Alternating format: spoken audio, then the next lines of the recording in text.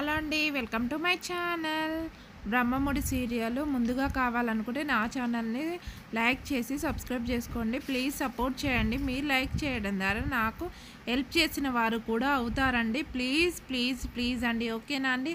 Thank you అండి. ఈరోజు ఏం జరిగిందో చెప్పుకుందామండి. అపర్ణనైతే హాస్పిటల్ నుంచి డిశ్చార్జ్ అయ్యి ఇంటికైతే వస్తుంది. అపర్ణకైతే సప్ననైతే ఆరతి ఇస్తుంది.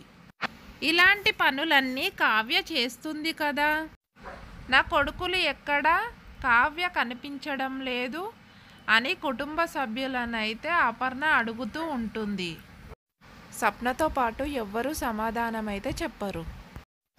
ఇంకెక్కడ నీ కోడలు ఎప్పుడో వెళ్ళిపోయింది అంటూ రుద్రాని అయితే నిజం చెప్పబోతుంది. రుద్రాని మాటలైతే రాజు అడ్డుపడుతూ ఉంటాడు.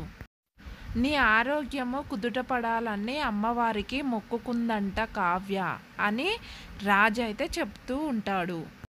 వారం నుంచి ప్రతిరోజు గుడికి వెళుతుంది కావ్య అని మాత్రము రాజు అయితే వాళ్ళ అమ్మతో చెబుతూ ఉంటాడు.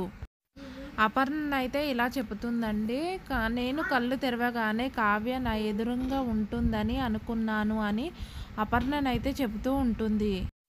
అసలు నేను డిశ్చార్జ్ అయిన సంగతి కావ్యకైతే తెలుసా తెలియదా అని రాజునైతే అడుగుతూ ఉంటుంది. కావ్య పూజలో ఉందని, వ్రతం చేస్తుందని, వ్రతము పూర్తి అయిన తర్వాత తప్పకుండా ఇంటికి వస్తుందని రాజు అయితే అబద్ధాల మీద అబద్ధాలు చెప్తూనే ఉంటాడు.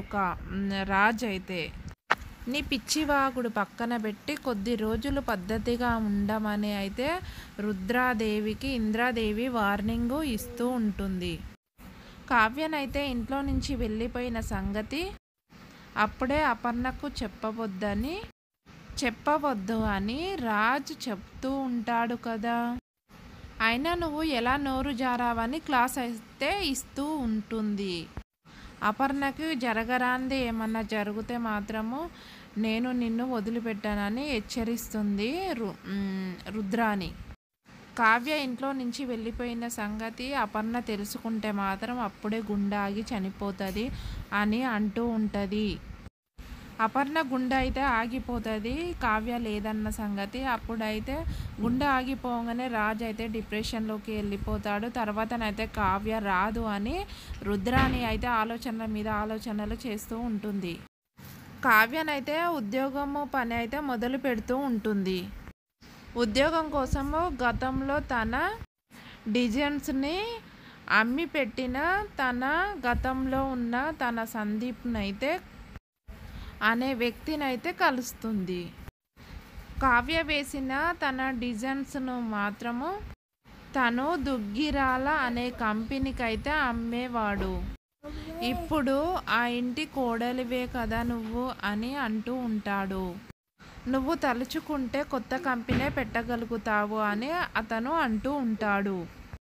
పరిస్థితులు ఎప్పుడూ ఒకేలా ఉండవని అయితే ఇండైరెక్ట్గా చెప్తూ ఉంటుంది కావ్య. డిజైనర్ అవసరం ఉంది అని ఎవరన్నా చెబితే మాత్రం కంపల్సరీ అయితే నీకు నేను చెబుతాను అని అంటూ ఉంటాడు అని కావ్యకైతే మాట ఇస్తాడు సందీప్. అపర్ణకు టాబ్లెట్స్ ఇస్తానికైతే తల్లి రూముకైతే వస్తాడు. రాజ్ కావ్య ఇంకా రాలేదా అని అడుగుతూ ఉంటుంది అపర్ణ. తల్లి అడిగిన ప్రశ్నకైతే రాజు తడబడుతూ ఉంటాడు.